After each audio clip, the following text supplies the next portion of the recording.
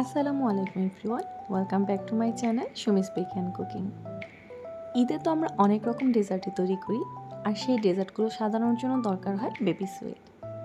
আজকে আমি আপনাদের দেখাবো কিভাবে বাসায় খুব সহজেই এই বেবি সুইটটি তৈরি করা যায়। আশা করছি আজকের পর্বটি আপনাদের সবার ভালো লাগবে, আর ভিডিওটি ভালো লাগলে চ্যানেলটিকে সাবস্ক্রাইব করার অনুরোধ জানাচ্ছি। চলুন তবে শুরু করা যাক। প্রথমে একটি মিক্সিং বোলের মধ্যে আমি নিয়ে নিচ্ছি হাফ কাপ পরিমাণ গুঁড়ো দুধ। এখানে অবশ্যই ফুল ফ্যাট গুঁড়ো দুধটি ব্যবহার করতে হবে।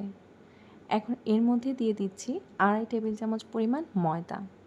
চেষ্টা করবেন ময়দাই ব্যবহার করতে। এরপরে দিয়েছি 1 চা চামচের 8 ভাগের 1 ভাগ বেকিং পাউডার। আমি এখানে বেকিং পাউডার ব্যবহার করেছি, বেকিং সোডা না। এখন সব কিছুকে একসাথে ভালোভাবে মিশিয়ে নিয়ে এর মধ্যে দিয়ে দিচ্ছি 2 চা চামচ পরিমাণ ঘি। ঘিয়ের পরিবর্তে চাইলে আপনারা এখানে মেল্টেড বাটারও ব্যবহার করতে পারবেন, অথবা চাইলে কিন্তু রান্নার তেলও ব্যবহার করা যাবে। এখন ঘিটাকে ভালোভাবে এই শুকনো উপকরণের সাথে মিশিয়ে নিচ্ছি। যখন ভালোভাবে এটা মেশানো হয়ে যাবে তখন হাতে একটু মুঠো করে দেখবেন, যদি এরকম একটা দলা পেকে যায় তাহলে বুঝতে হবে সব কিছু ভালোভাবে মেশানো হয়েছে। এখন এর মধ্যে আমি দিয়ে দিচ্ছি দুধ। প্রথমে আমি এখানে 3 টেবিল চামচ পরিমাণ লিকুইড দুধ দিয়ে দিচ্ছি। দুধের পরিবর্তে চাইলে আপনারা পানীয় ব্যবহার করতে পারবেন। এখন দুধের সাথে এই শুকনো উপকরণগুলোকে ভালোভাবে মিশিয়ে নিতে হবে। আর মেশাতে মেশাতে আমার মনে হয়েছে এখানে আরও কিছু দুধ প্রয়োজন, এজন্য আমি আরও 1.5 টেবিল চামচ পরিমাণ দুধ দিয়ে দিচ্ছি।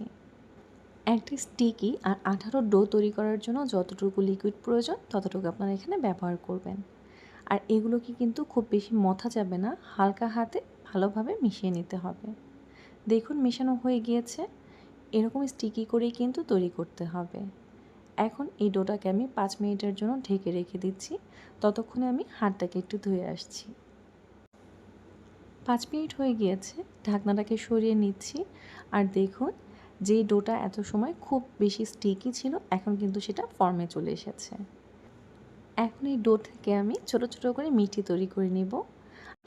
আর মিষ্টি তৈরি করার জন্য ডোটাকে প্রথমে এরকম ছোট ছোট করে ভাগ করে নিচ্ছি।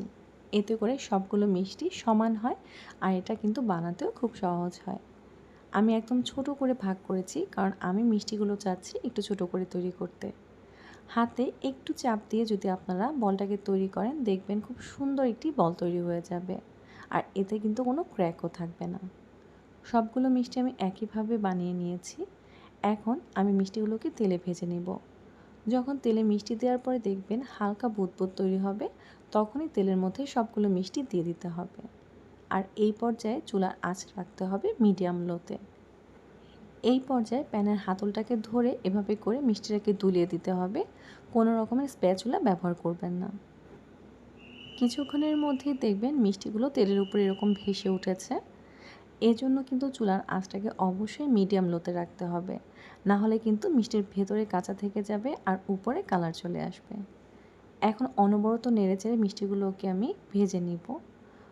যখন এরকম হালকা একটা কালার চলে আসবে তখন তেল থেকে আমি কিছু মিষ্টি তুলে নিচ্ছি, কারণ আজকে আমি 4টি ভিন্ন কালারের বেবি সুইট তৈরি করতে চাচ্ছি। এখন বাকি মিষ্টিগুলোকে আমি আবারও ভেজে নিচ্ছি। আরও প্রায় 2 মিনিটের মতো ভাজার পরে দেখুন আরও কিছুটা মিষ্টি আমি তুলে নিচ্ছি। এরপরে আমি মিষ্টিগুলোকে আরও 2 মিনিট ভেজে নিব, এতে করে এর কালারটা আরও একটু ডার্ক চলে আসবে। এখান থেকে আমি আরও কিছু মিষ্টি তুলে নিচ্ছি। আর এই পর্যায়ে আমি চুলার আঁচটাকে মিডিয়াম হাই করে দেব, আর 2 মিনিটের জন্য এই মিষ্টিগুলোকে ভেজে নিব। খুব বেশি কালো করে কিন্তু এই মিষ্টিগুলোকে ভাজবেন না, তাহলে কিন্তু ভাজার পরে দেখবেন মিষ্টিগুলো একদম বেশি কালচে হয়ে যাবে। সবগুলো মিষ্টি ভাজার পরে আমি শিরাটাকে তৈরি করে নিচ্ছি। এজন্য চুলায় একটি প্যান বসিয়ে তার মধ্যে 1 কাপ দিয়েছি চিনি, আর 1 কাপ চিনির জন্য দিয়ে দিচ্ছি 2 কাপ পরিমাণ পানি। আপনারা এখানে ফ্লেভারের জন্য চাইলে এলাচ ব্যবহার করতে পারেন, তবে আজকে আমি কোনো কিছু ব্যবহার করছি না। নেড়ে চেড়ে চিনিটা গলে যাওয়া পর্যন্ত অপেক্ষা করছি।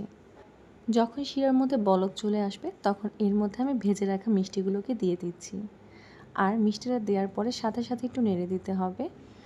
এখন এই প্যানটাকে আমি ঢাকনা দিয়ে ঢেকে মিষ্টিগুলোকে 20 মিনিটের জন্য এই শিরার মধ্যে রান্না করে নিব।